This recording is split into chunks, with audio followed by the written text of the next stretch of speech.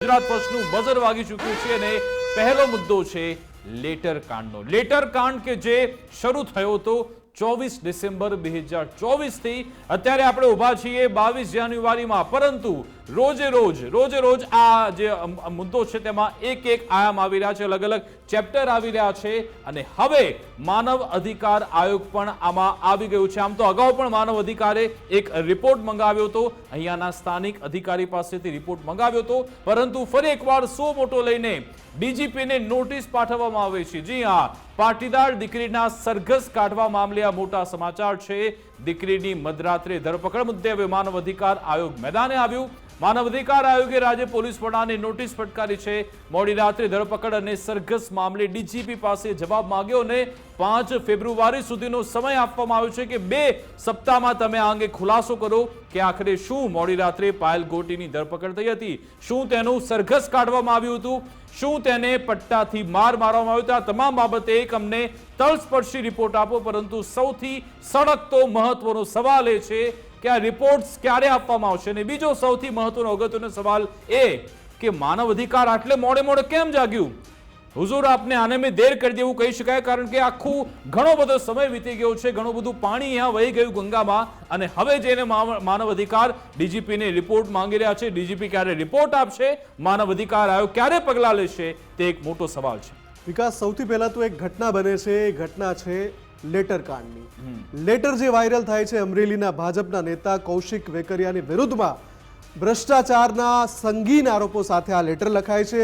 Letter લખનારા પણ અમરેલી ભાજપના સ્થાનિક નેતા જ છે અને એમનો આરોપ છે કે કૌશિક વેકરિયા છે એ અમરેલીમાં ઘણી બધી એવી જે સંસ્થાઓ છે એના ઉપર સંપૂર્ણ કબજો ધરાવે છે, એમની મનમાની ત્યાં ચાલે છે. આ લેટર પછી સવાલ એ ઉઠે છે કે આ લેટર સાચો છે કે ખોટો છે, કોઈએ આ લેટર ઉપજાવી કાઢ્યો છે કે કેમ. એ ઘટનાની તપાસમાં 4 આરોપીની ધરપકડ થાય છે, જેમાંથી એક પાયલ ગોટી છે. એ સિવાય બીજા 3 આરોપી પણ છે જેમની સંડોવણી બતાવવામાં આવે છે, અને એ પછી જ્યારે એમની ધરપકડ થાય છે તો એમાંથી એક પાયલ ગોટીની ધરપકડ મધરાત્રે કરવામાં આવે છે એવો આરોપ લાગે છે. અને એ પછી બીજી એક ઘટના બને છે જ્યારે આ આખા મામલાની તપાસમાં પોલીસ આ 4 આરોપીનું સરઘસ કાઢે છે, એમાં એક દીકરીનું પણ સરઘસ કાઢવામાં આવે છે. ત્યાર પછી સવાલ થાય છે કે આખા રાજ્યના ચહેરા ઉપર તમાચા મારતી ઘટના બને એના આરોપીઓનું સરઘસ નથી કાઢવામાં આવતું. એક ઓફિસમાં બેઠીને પોતાના માલિકના કહેવા અનુસાર કે શેઠના કહેવા અનુસાર લેટર ટાઈપ કરનારી દીકરીનું સરઘસ શા માટે, આવો સંગીન સવાલ ઉઠે છે. એ પછી ત્યાંની સ્થાનિક પોલીસની તપાસ ચાલે છે. એ પછી વિકાસ એસએમસીના જે વડા છે નિર્લિપ્ત રાય, એમને નિયુક્ત કરવામાં આવે છે કે ભાઈ આ આખા મામલામાં ક્યાંક ખોટું થયું છે, તપાસ કરવાની જરૂર છે, તમે જાઓ ત્યાં જઈને અને મામલો સંભાળો, તમે ચેક કરો. એ અધિકારી એટલે કે નિર્લિપ્ત રાય 48 કલાક સુધી અમરેલીમાં તપાસ કરે છે. 48 કલાકમાં એ ઘણા બધા લોકોને રૂબરૂ મળે છે, પૂછપરછ કરે છે. એમાં પાટીદાર દીકરી પાયલ ગોટીની 4 કલાક પૂછપરછ થાય છે.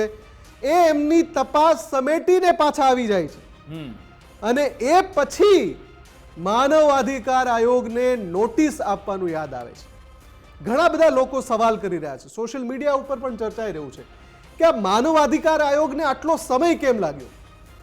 સવાલ એ છે કે જ્યારે આરોપ લાગ્યો એના 24 કે 48 કલાકમાં પણ આ થઈ શકતું હતું.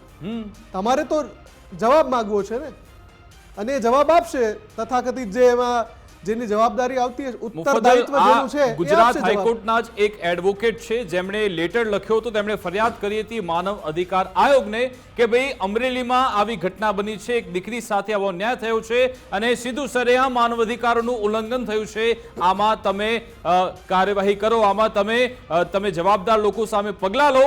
પરંતુ એ જે પત્ર લખવામાં આવ્યો તેને પણ 20 થી 22 દિવસનો સમય વીતી જાય છે અને હવે જઈને રિપોર્ટ માંગવામાં આવે છે. અને મુફદ્દલ સંયોગ પણ તમે જુઓ કે નિર્લિપ્ત રાયજી તપાસ તેમણે પૂર્ણ કરી છે. હવે આ રિપોર્ટ ગમે તે ઘડીએ ડીજીપીને સોંપવામાં આવશે. એ રિપોર્ટ સોંપવામાં આવે પહેલા જ માનવ અધિકાર કહે છે એવી રિપોર્ટ અમને આપી દો. એટલે આમાં ઘણા બધા સવાલ થઈ રહ્યા છે. મેં કહ્યું લોકો સવાલ પૂછી રહ્યા છે, ગુજરાત સવાલ પૂછી રહ્યું છે કે ઘણી બધી ઘટનામાં સિલેક્ટિવ એપ્રોચ શા માટે. ક્યાંક તમે 24 કલાકમાં જાગો છો, ક્યાંક 36 કલાકમાં અને ક્યાંક 24 દિવસ પણ ઓછા પડે છે. અને આ કોઈ એક આયોગની વાત નથી. જેમ તપાસની બાબતમાં પણ જ્યારે સરઘસની બાબતમાં પણ આ જ સવાલ ઉઠાવવામાં આવ્યો હતો ગુજરાત પોલીસ સામે, અને આજે પણ ઉઠાવે છે. ગુજરાત પોલીસે એના જવાબ આપવા પડશે, કેમ કે જનતા સવાલ પૂછી રહી છે અને પોલીસ જનતાની સેવક છે. તો જનતા સવાલ પૂછે છે કે એક દીકરીનું જો સરઘસ કાઢવામાં આવ્યું તો પછી ભૂપેન્દ્રસિંહ ઝાલાનું કેમ નહીં, તો પછી કાર્તિક પટેલનું સરઘસ કેમ નહીં? કેમ કે એમના ઉપર તો સંગીન આરોપ છે. દીકરી ઉપર જે આરોપ છે એના કરતા તો મોટા આરોપ છે ને, કોઈકના જીવ લઈ લીધા છે આ બધાએ તો. અને ભૂપેન્દ્ર ઝાલાએ તો કરોડો રૂપિયાનું કર્યું છે.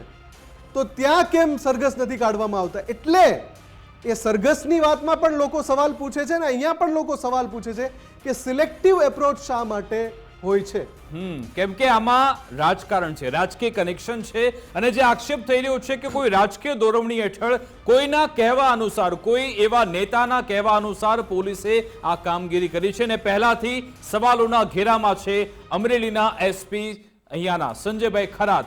અને જ્યારે તેમણે આજે 4 આરોપીને ઝડપ્યા હતા ત્યારે તો તેમણે ઓફિસમાં સારી પ્રેસ કોન્ફરન્સ કરી હતી, વારંવાર તે જવાબ આપતા હતા. પરંતુ જ્યારથી અમરેલીમાં 3 પોલીસ કર્મી સસ્પેન્ડ થયા છે, એક પણ નિવેદન અમરેલી એસપી સાહેબ આ મામલે બોલવા તૈયાર નથી. આપણા સંવાદદાતા ફારૂકે ઘણો બધો પ્રયત્ન કર્યો, ઘણા બધા તેમને ટેલિફોનિક સંવાદ કરવાનો પ્રયત્ન કર્યો, પરંતુ સાહેબ આ મામલે કંઈ પણ બોલવા તૈયાર નથી. અને હવે જઈને ડીજીપી પાસે રિપોર્ટ માંગવામાં આવ્યો છે. આખરે એક વકીલ તરફથી જે નિવેદન આપવામાં આવ્યું હતું આ આખા મામલે, તે સાંભળી લઈએ.